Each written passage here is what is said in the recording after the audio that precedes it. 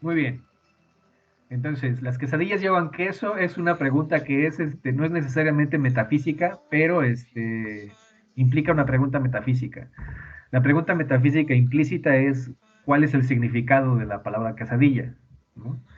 Ya una vez que tenemos el platillo enfrente, saber si lleva queso o no lleva queso por default es una pregunta política, porque se resuelve a través de la historia específica de cada una de las tradiciones culinarias, ¿no? Que le dan vida a este platillo. ¿Qué hay después de la muerte? Esa es una pregunta metafísica por antonomasia, es la más importante de todas, ¿no? O sea,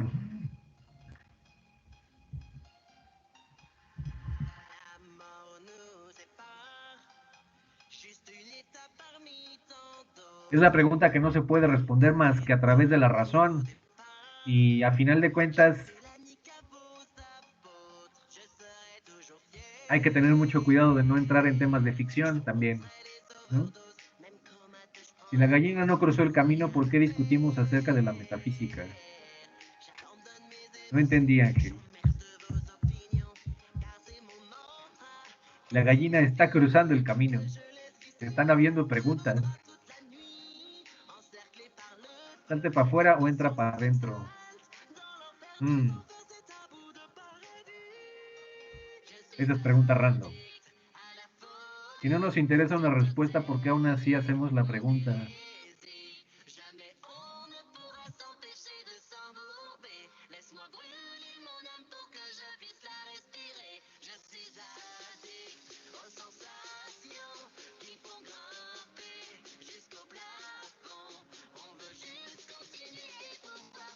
Votaría por pregunta random,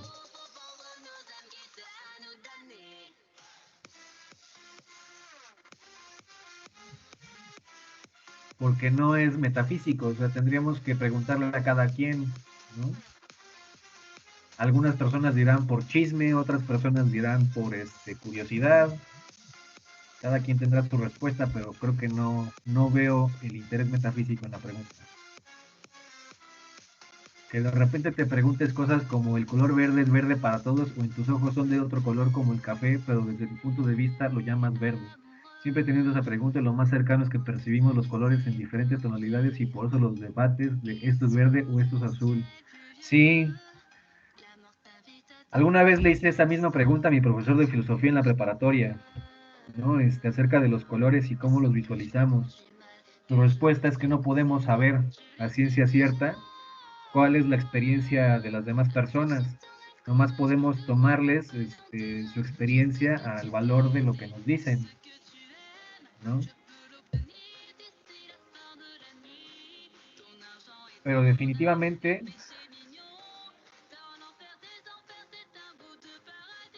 esa pregunta acerca de los colores es una pregunta metafísica.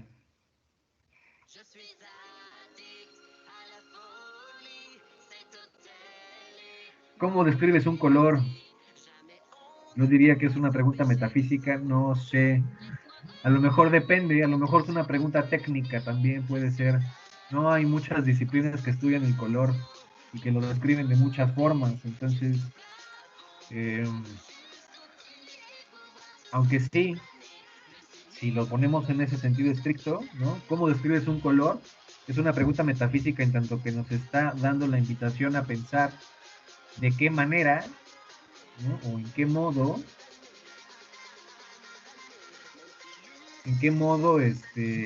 pensamos o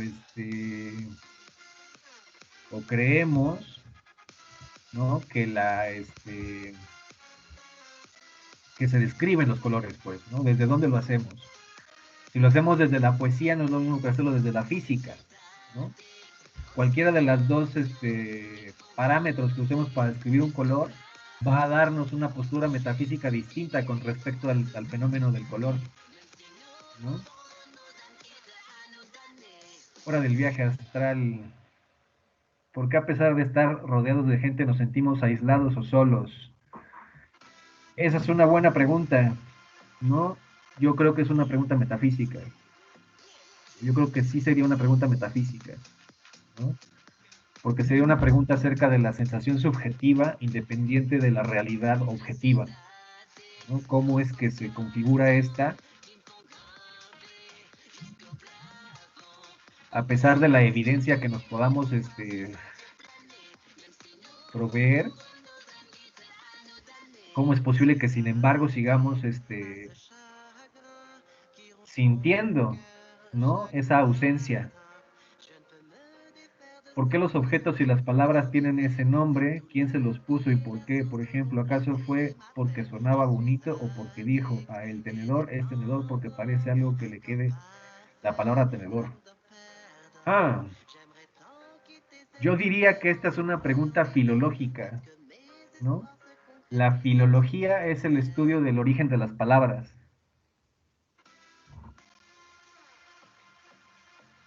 Entonces, el origen de las palabras, el nombre de las cosas y de los objetos, pues tiene una disciplina de estudio específica, la filología. Y ahí en sus diferentes ramas se estudiará, pues, por qué se le ponen los nombres a las palabras. Ah, esa pregunta de los colores también la tengo yo y justamente es la que me generó mi duda de si es solo un pensamiento random o algo ya metafísico. Bueno, como respondía, es algo metafísico. ¿Cómo le describo la música a un sordo?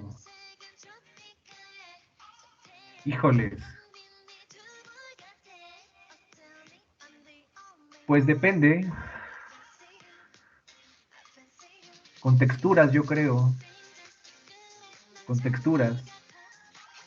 Le diría, esto es suave, esto es duro, esto es así como rugoso, ¿no?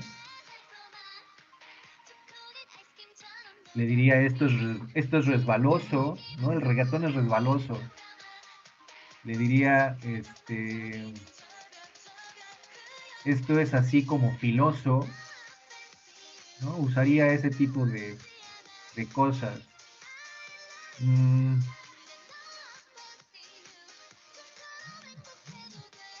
en cierta medida podríamos hacer de esto una pregunta metafísica, claro que sí, involucrando la sensación o la percepción, aunque también es una cosa que estudia la estética, porque trabajaría la estética más precisamente. ¿Cómo se originó el lenguaje? ¿Hay realmente un lenguaje universal? Eso es lingüística. Este, el lenguaje universal que describe Chomsky, el lenguaje universal que describe Chomsky es una estructura de lenguaje, una estructura lingüística. O sea, explica Chomsky que los humanos tenemos la capacidad para hacer lenguaje. Y esa es la parte importante. No, el lenguaje no se entiende como un idioma, hay que distinguir lenguaje de idioma, sino que es una estructura del pensamiento.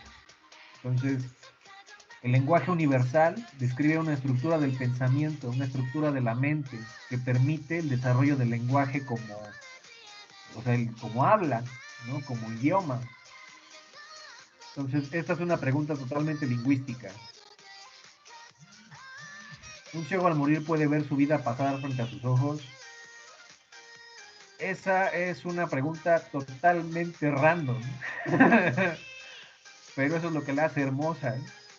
Este, pues yo me imagino que ha de percibir el mismo fenómeno, pero con diferentes características. ¿No? Repito, ha de estar o sea, percibirá su misma existencia sin verla necesariamente, sino percibirla como la percibe, como percibe su experiencia subjetiva cotidiana.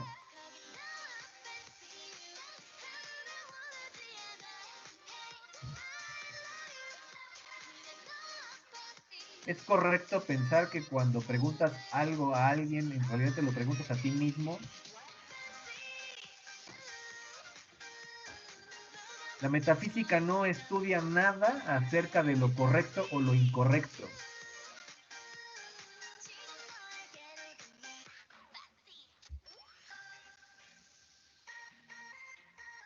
Sin embargo,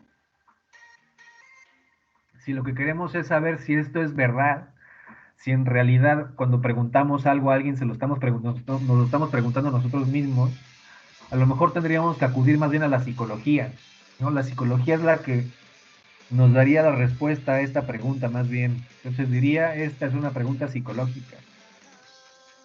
Los colores son una cualia. Pregunta filosófica. Yo la verdad me salté todo este asunto de las cualias. La verdad es que me lo pasé de noche y no te lo puedo, no te lo vengo manejando, mijo. Lo sentimos mucho. ¿Qué palabra definiría tu vida? Otra pregunta random. Pero, repito, eso es lo que las hace hermosas. Las preguntas aleatorias son hermosas.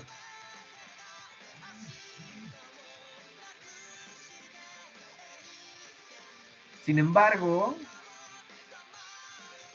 esta pregunta random nos lleva a un cuestionamiento metafísico, ¿no? Tendríamos que ponernos a pensar en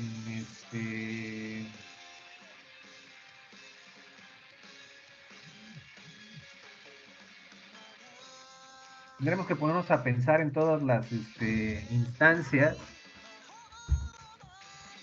o en todas las cosas que definirían nuestra vida y encapsularlo en una palabra, ¿no? Lo cual implica de alguna forma otra vez acudir al estudio de las esencias, ¿no? Un tema metafísico, una pregunta metafísica. ¿Por qué las personas ven el suicidio como algo negativo? Ah, no sé cómo juzgar esto. Creo que es una pregunta ética. Es una pregunta ética. ¿Por qué la sociedad ve el suicidio como algo negativo? Creo que es una pregunta ética. O sea, tendríamos que estudiar los comportamientos históricos de las personas y los orígenes de dichos comportamientos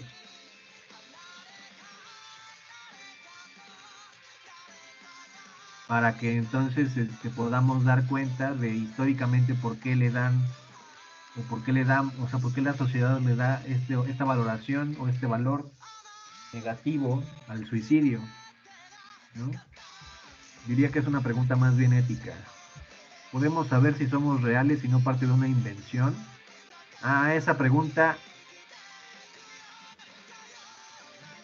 de hecho, la resuelve la filosofía, la resuelve un tal Hilary Putnam.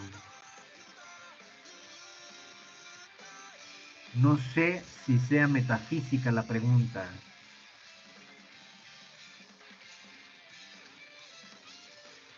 Probablemente sí. ¿Soy real? ¿Por qué estoy pensando? Me remito a lo mismo de la pregunta de arriba. ¿Cómo se imaginan los colores los ciegos? Creo que ya habíamos descrito esto. Más bien es un asunto técnico de la sensibilidad. Tiene que ver con la estética. ¿Hay la posibilidad de que haya algo antes de la vida? Pues antes como qué, ¿no? Y depende de qué entendamos como la vida. Si estamos entendiendo la vida como la conciencia, pues no, porque la conciencia se va haciendo a través de los actos. La conciencia se va manifestando a través de las vivencias. Hola, Tania, ¿cómo está? ¿Voy a quedar acá o voy a ir? Acá. Sí. Nada más que no traigo las. Bueno, para cambiar las cubijas, las sábanas.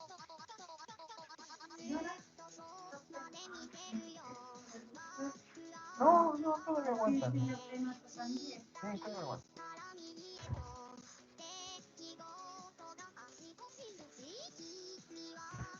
En lengua de señas en lengua de señas está en la cadencia de los movimientos y la interpretación. Ah, órale. Un ciego vería todo en negro como cuando nosotros cerramos los ojos o por alguna razón podrías ver siempre de algún color y entonces sería ese color como negro, no lo sé. ¿Existe un Dios? También es una pregunta metafísica.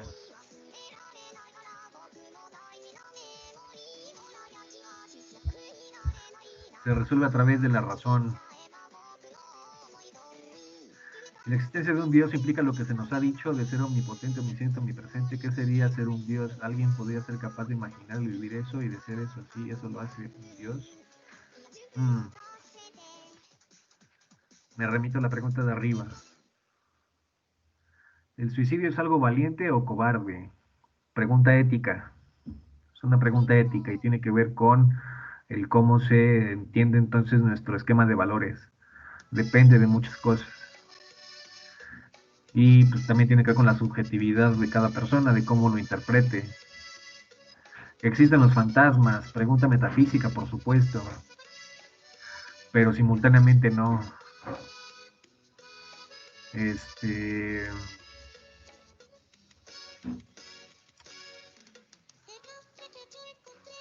Dados los conocimientos de la vida microscópica y que somos básicamente nada dentro del universo, ¿cómo sabemos que no vivimos como microbios dentro de un ser con una comunidad como la nuestra? Ah, pues no sabemos. No sabemos si nuestro universo es solamente parte de una cosa más grande. Random porque sí, se dan cuenta que el cerebro se designó a sí mismo como el órgano más importante. Sí, eso sí está chistoso.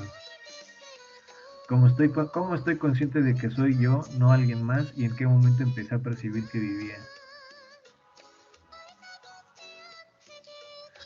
Pues la conciencia está corporizada. Entonces, más bien me remitiría a tu primer comentario del cerebro designándose a sí mismo como el órgano más importante, que pues a final de cuentas la conciencia no es el cerebro, ¿no? Entonces hay que tener también esa distancia, que nuestra conciencia no es el cerebro, no somos nuestro cerebro, somos más bien todo nuestro cuerpo. O sea, la complejidad de la conciencia se da no por las interacciones del cerebro, no es un resultado de la interacción del cerebro, es más bien un resultado de la interacción de los sistemas. Entonces, hay que pensar la conciencia como algo más complejo que el cerebro, ¿no? Esta noción de que el cerebro se designe a sí mismo como el órgano más importante habla desde un cerebrocentrismo.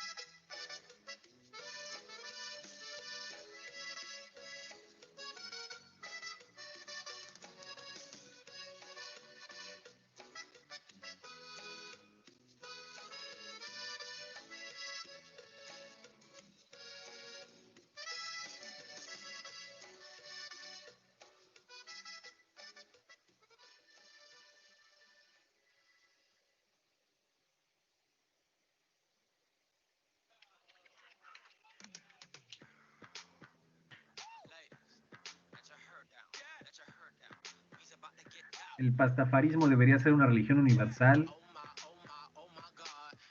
Pues no lo sé. Esa,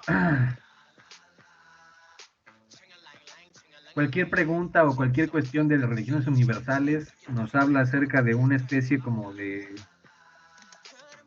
una especie de totalitarismo que queremos evadir, o que, pues sí, buscamos evadir porque ya nos hemos dado cuenta que no es un camino ideal.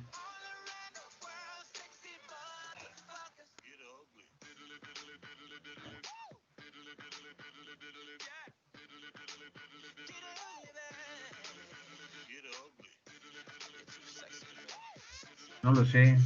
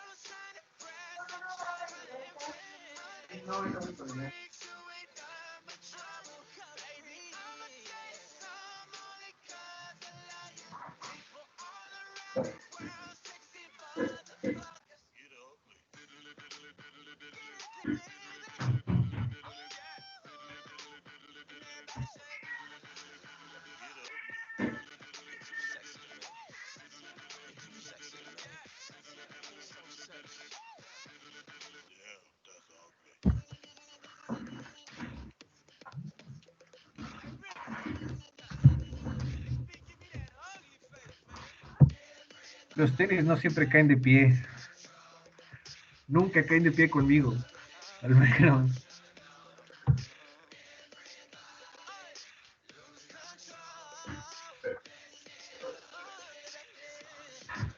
Yo creo que esas son preguntas de psicología, César. Diría que son preguntas de psicología. O preguntas que se resuelven desde la psicología.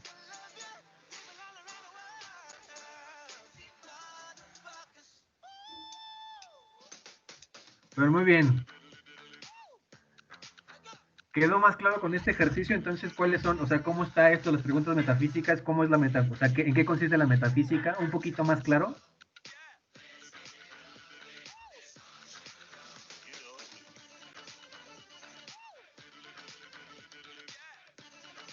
Ah, vaya, vaya. Entonces, es una pregunta de la física.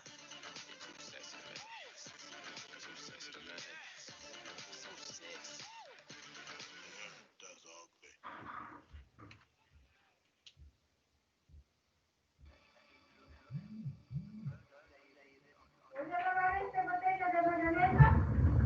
Sí.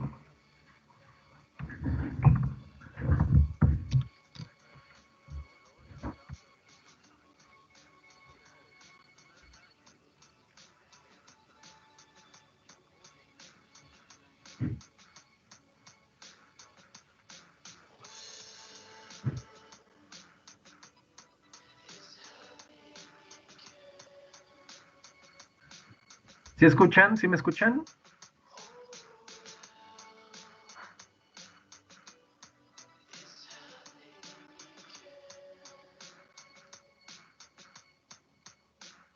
Ok.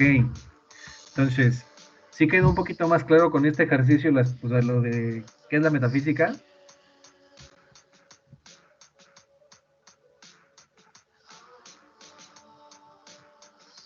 Venga. Ahora el textito. Si no mal recuerdo, querían empezar a hablar acerca de lo bueno y lo malo, ¿no?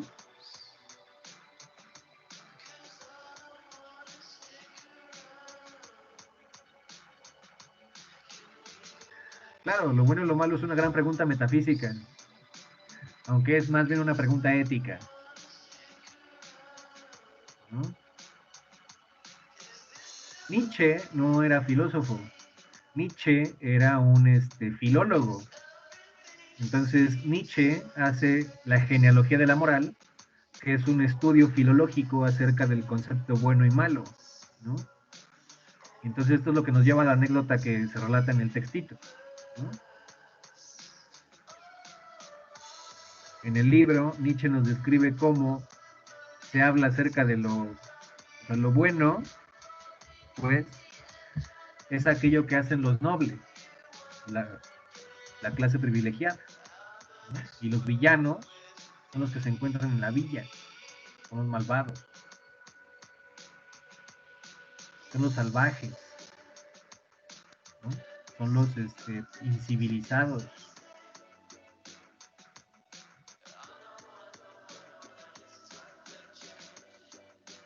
Ah, ya nos estaremos metiendo con otro rollo bien grandote, ¿no? Hannah Arendt va a presenciar los juicios de Nuremberg, va a presenciar como periodista, ¿no? Va a reportar los juicios de Nuremberg, y lo que se da cuenta es que todo mundo era un montón de gente diciendo que nada más estaba siguiendo órdenes. Todo mundo nada más seguía órdenes. Entonces hace este artículo que se llama La banalidad del mal, ¿no? O sea, como hacer el mal es algo tan banal como decir, pues nada más estoy siguiendo órdenes, ¿no? Yo nada más hago lo que me dicen, hago lo que me toca.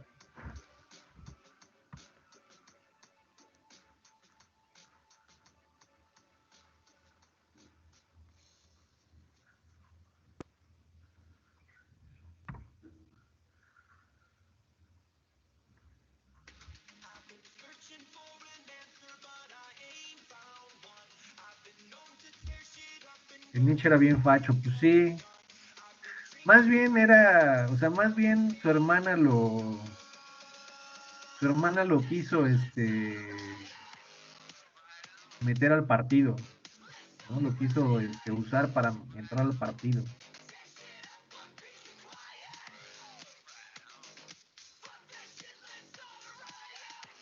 ¿Qué pasa con las cosas malas que se hacen para lograr un bien mayor? ¿El fin justifica los medios? Pues mira, es que aquí la cuestión importante es esta, o sea, es describir qué es lo que vamos a entender por el bien y el mal. O sea, el punto importante acá es que cuando hablamos de bien y mal estamos haciendo una distinción, o sea, estamos hablando desde un ejercicio de clase. Entonces, ¿qué es hacer el mal?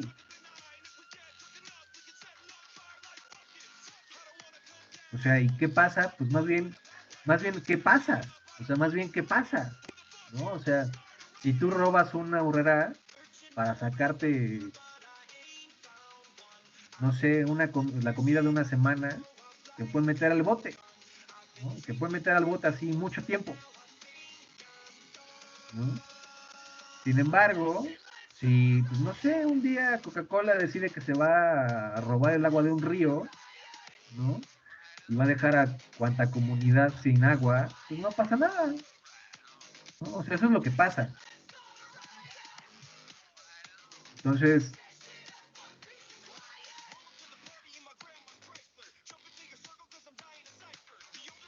el fin justifica los medios, pues a veces, voy a decirlo así, o sea, hay veces o sea, hay ocasiones en las que muchas personas operan bajo ese principio.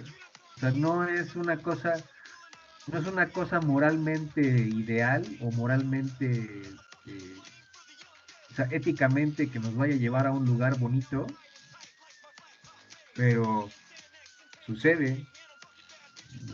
No se necesita ser un monstruo para ejercer todos los actos de exterminio judío, además que está bien intenso cómo llegan a las ideas donde buscaba romper metas de productividad en los hornos. Sí, era como una industria, el sistema juicioso de los intereses del capital, justamente.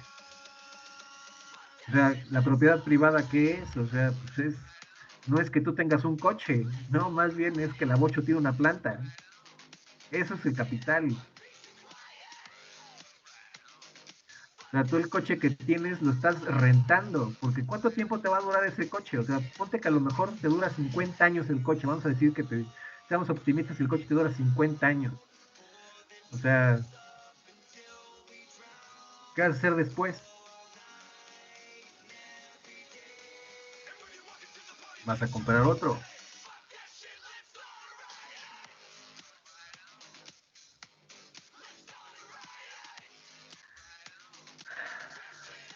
Y así. O sea, pero el sistema de renta o el sistema de... Pues el sistema de renta es básicamente eso, es una renta. O sea, lo compras y es tuyo, pero o sea, más bien es tuyo, ahora el problema es tuyo. Estaba leyendo sobre estas cuestiones éticas y resulta que cuando se generaliza el término bueno o malo, en realidad las afirmaciones se hacen relativas, dependientes del ámbito cultural de la época, del estatus social y del carácter que los usan esas palabras. Pues sí, es que primero hay que analizar qué es lo que se está entendiendo por bueno o por malo. Ya una vez que entendamos qué significan esas palabras, ya podemos entonces operar los significados para definir cosas. Antes no, porque no son cosas que se definan por sí mismas. Que es acá, all cops are bastards. Proteger a la propiedad privada y al Estado, justo. Pero ¿quién define qué cosas son buenas y cuáles son malas? Y cómo se cambian, porque como dices, Scott es algo que va cambiando conforme el tiempo y las épocas. Pues ¿quién define qué cosa es bueno y qué malo? El padre en su púlpito que está dictando la homilía, él decide qué es bueno y qué es malo, ¿no? Este, el papa que decide tomar una postura antiabortista, ese es quien está decidiendo qué es bueno y qué es malo, ¿no? ¿Cómo se cambian? Pues híjole, cuesta un montón de trabajo, o sea, cuesta un montón de trabajo. Apenas leí, piensa lo difícil que es cambiar un hábito, que cambies un hábito. Eso es lo lejos que estás de cambiar a los demás. Deja de intentarlo. Y es hermoso, porque justamente pues, cambian o no cambian en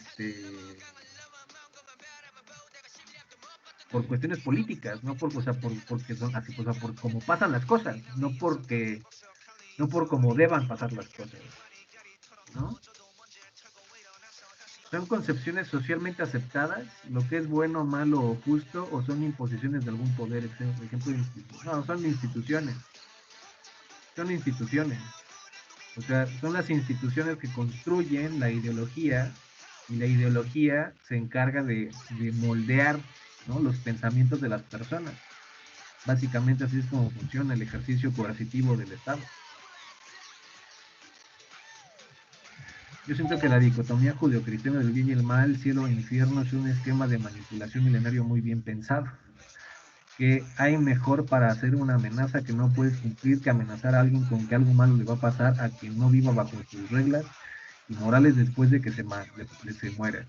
Casual, nadie sabe qué pasa cuando nos morimos, así que no puedes sostener tu amenaza. Pues sí, sí, claro. Me parece un comentario muy atinado, ¿no? Porque a final de cuentas pues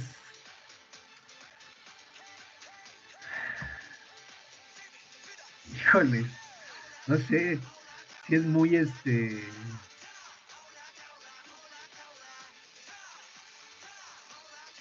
si es un esquema muy abusivo, voy a ponerlo en esos términos, si es un esquema muy abusivo, el de las iglesias.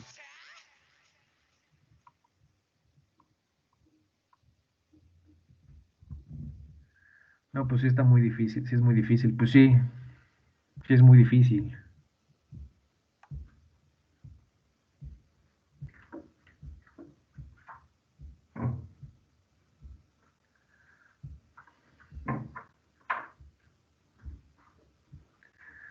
Sí está muy compleja la cosa.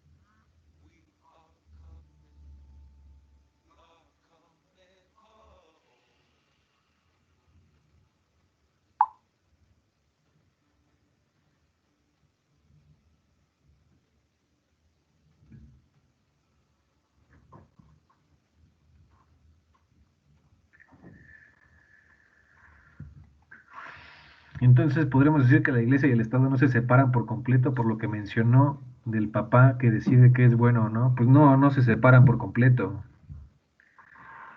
O sea, se supone que sí, y en muchos ámbitos sí, pero conforman una estructura compleja, ¿no? Que funciona para, pues justamente, ¿no? Para coercionar, ¿no? Ciertos comportamientos.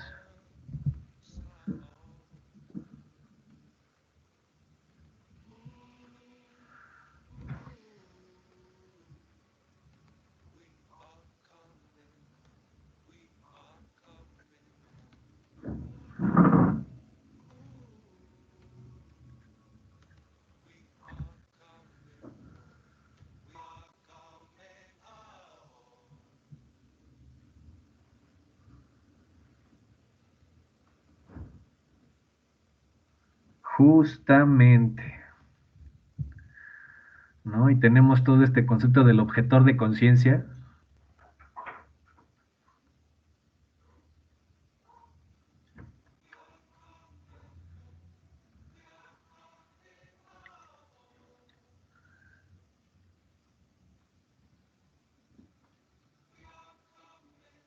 que la verdad está difícil.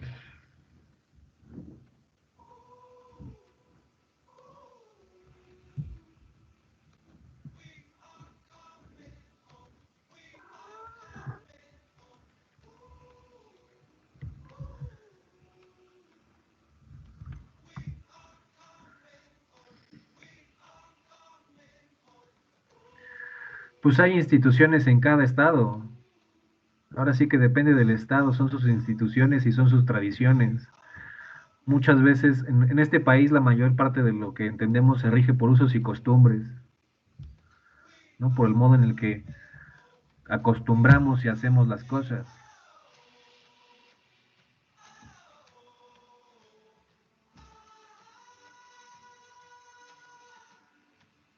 Las costumbres son muy difíciles de cambiar y cada quien define estos términos desde el punto de vista éticos. No podemos dejar de lado, sin embargo, lo que signifique como beneficioso o perjudicial para cada quien. Entonces, considerando religión, política y otros, no nos pueden vender algo bueno o malo según el contexto, pero desde nuestro análisis reflexivo podríamos catalogarlo como lo contrario según nos perjudique. Es malo robar gente, pero si el ladrón no lo hubiera hecho, su gente no habría comido. Malo para la gente, bueno para el ladrón. Desde güey no justifica sus actos.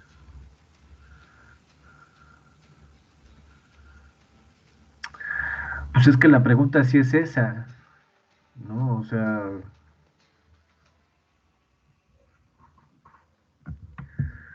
sí llega a un punto en que la pregunta es esa, ¿no?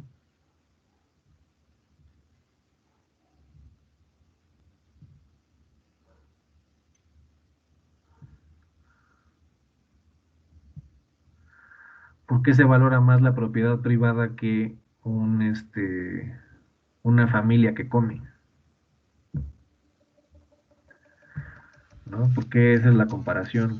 ¿Y por qué gana la propiedad privada sobre la gente?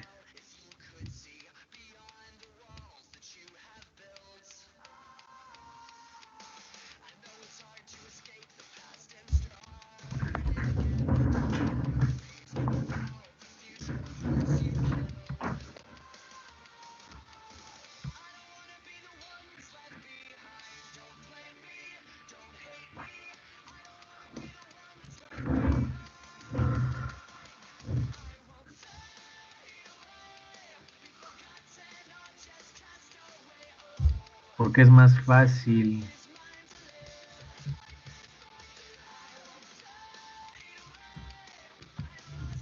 a lo mejor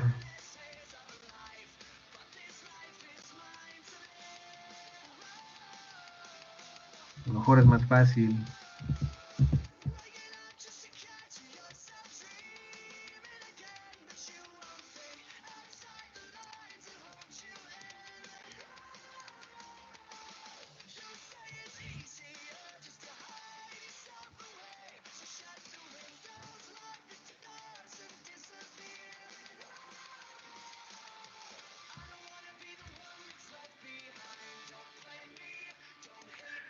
Yo creo que el punto nuclear de esta reflexión es que podamos entender que hablar desde lo bueno y lo malo es muy problemático y habla de pereza mental, ¿no?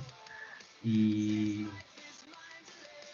creo que es importante poder trascender, ¿no?, estas dicotomías en favor de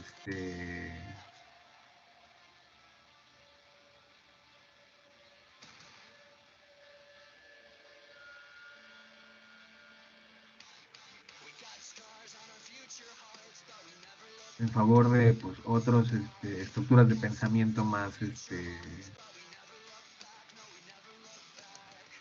pues más propias, ¿no? Ya estamos en 2020, ya podemos no hablar en términos de bueno y malo y podemos empezar a hablar acerca de otras cosas.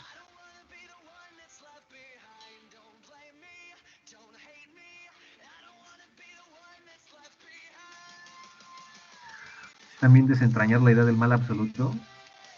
¿Cómo es eso? ¿Qué es el mal absoluto?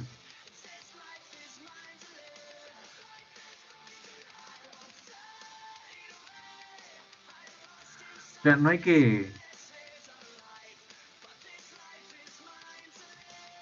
perder de vista, ¿no? O sea, existen psicópatas, existe gente narcisista, o sea, existe gente sí muy, muy fea, ¿no? Hay que tener mucho cuidado de gente muy, muy, muy fea. Pero no es que sean malvados, que son ojetes. Piensa, por ejemplo, en Donald Trump. No es que sea malvado, es que es un ojete. Nos está haciendo la vida de verdad imposible.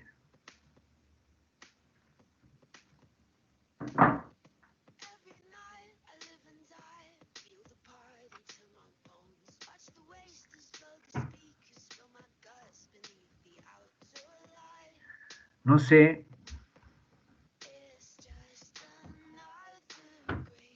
Sí, no, claro que no.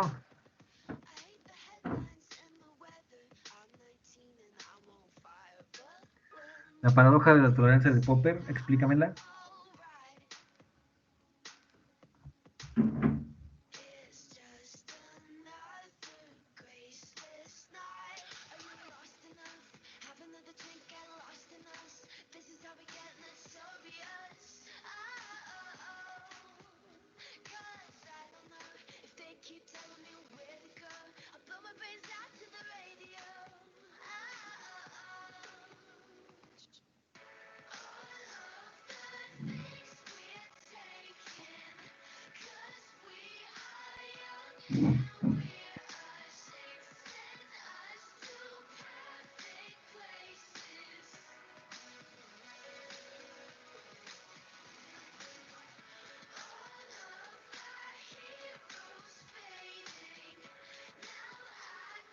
Así es,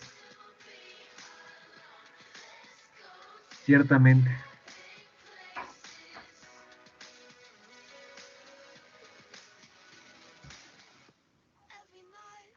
O sea, si hay que poder evaluar nuestro entorno político como lo que es.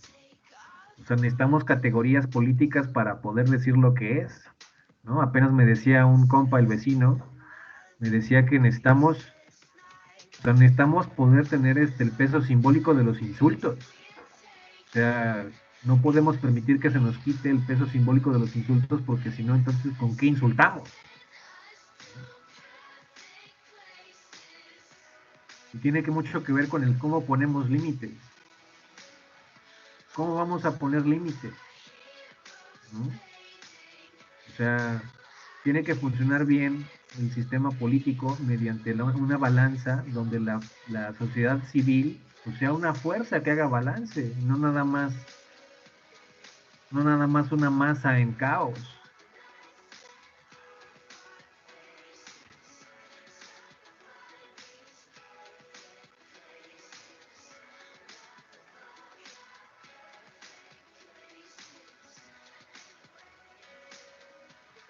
¿no?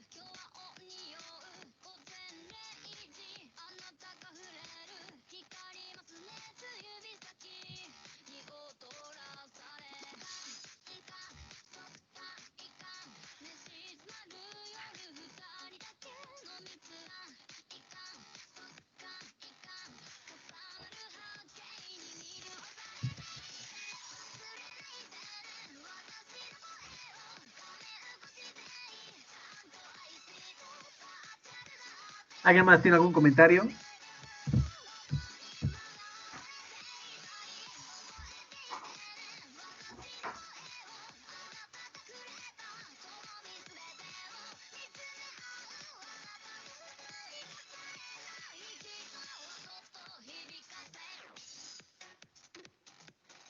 Muy bien.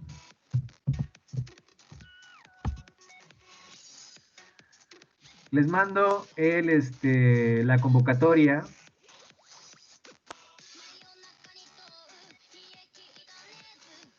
Nos queda media hora de clase. Tienes 10 minutos para leerla y pensar qué vamos a presentar.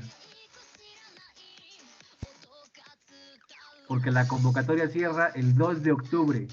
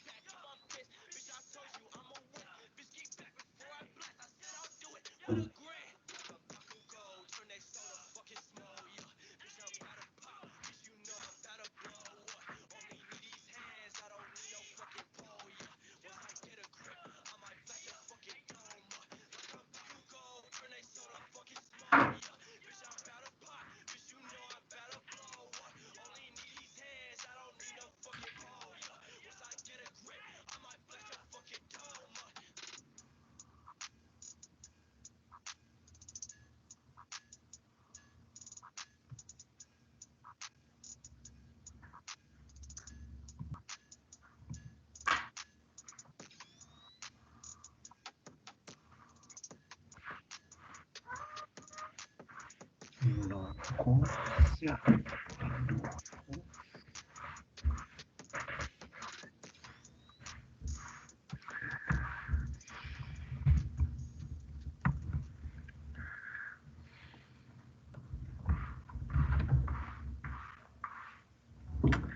Muy bien, me gustan sus ideas. Me gusta cómo piensan.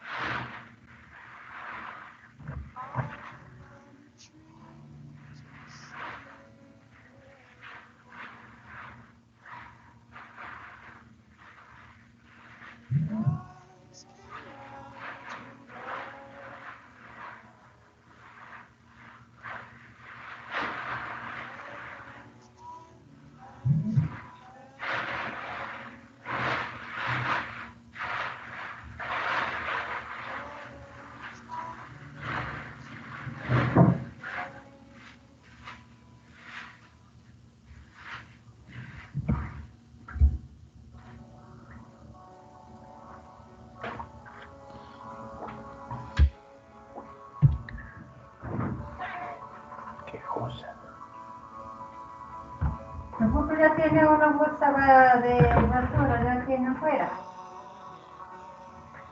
Para que nomás allá mismo voy a echar. No, ¿No tiene nada? no.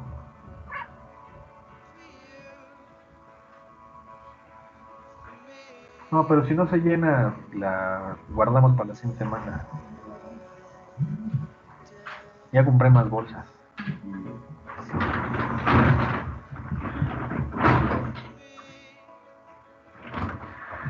Acuérdense, chequen también que ya puse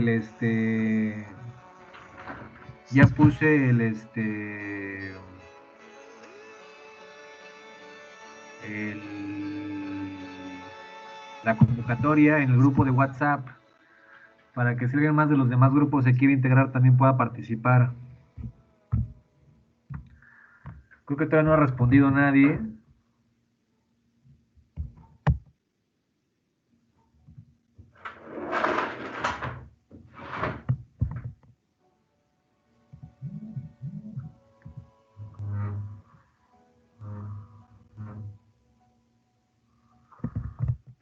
Respondió alguien.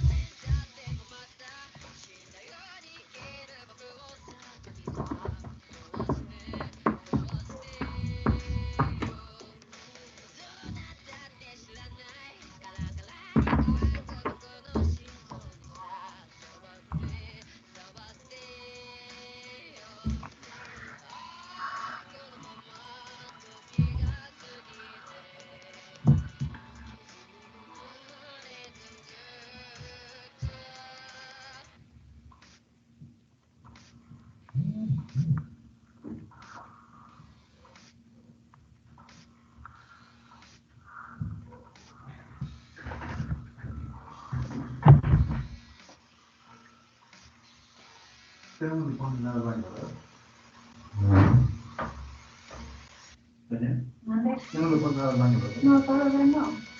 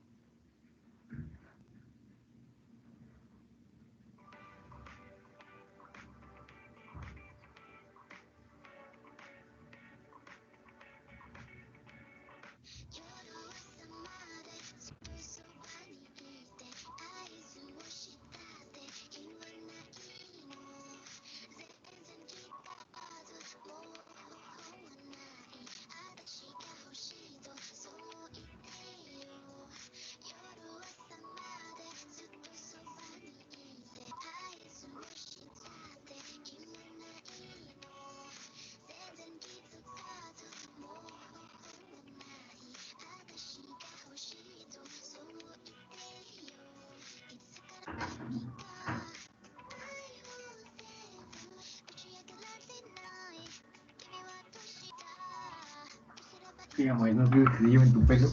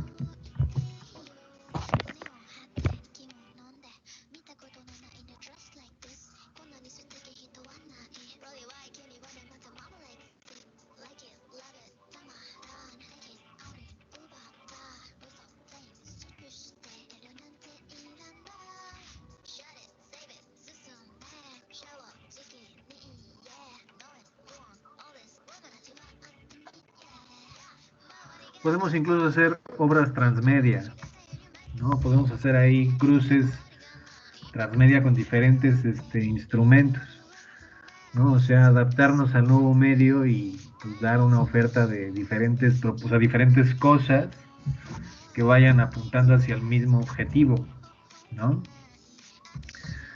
Yo creo que esa sería mi aportación por ahora. Bueno,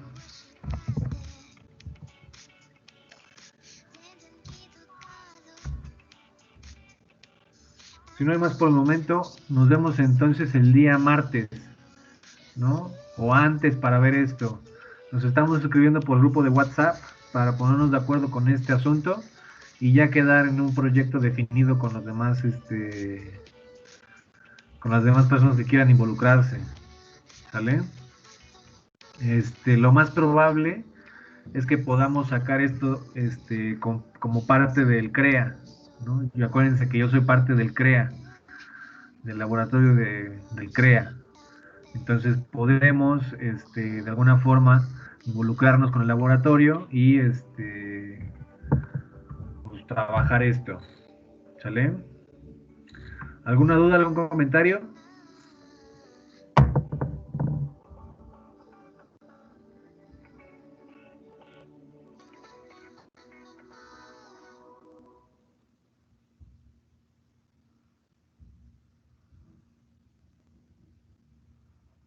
¿Alguna duda, algún comentario?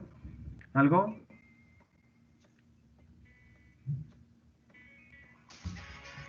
Pues supongo que sí. Todavía no acabamos de darle vueltas, ¿no?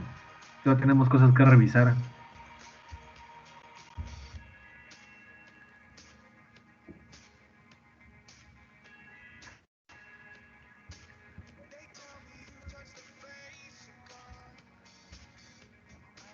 Denle otra lecturita, ¿no? Para que lo tengan fresco.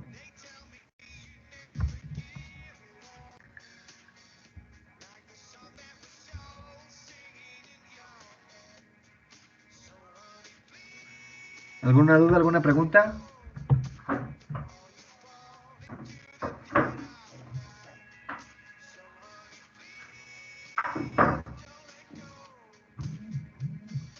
Sale, pues nos vemos la siguiente semana entonces. O nos estamos viendo en el WhatsApp más bien para resolver esto de la convocatoria.